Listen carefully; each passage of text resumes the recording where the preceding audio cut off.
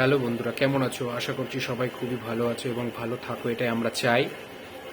তো বন্ধুরা, আমরা থেকে থেকে অনেকেই, মানে সবাই প্রায় কিছু না কিছু ভুল করেই থাকি, এবং সেই ভুলগুলো আমরা যে করি সেটা আমাদের নিজেদেরকে প্রকাশ করতে হবে। এমন না যে আমরা ভুল করলাম এবং অন্যের উপর দোষারোপ করলাম, এটাই সচরাচর হয়ে থাকে, কিন্তু সেটা করা কখনোই উচিত না।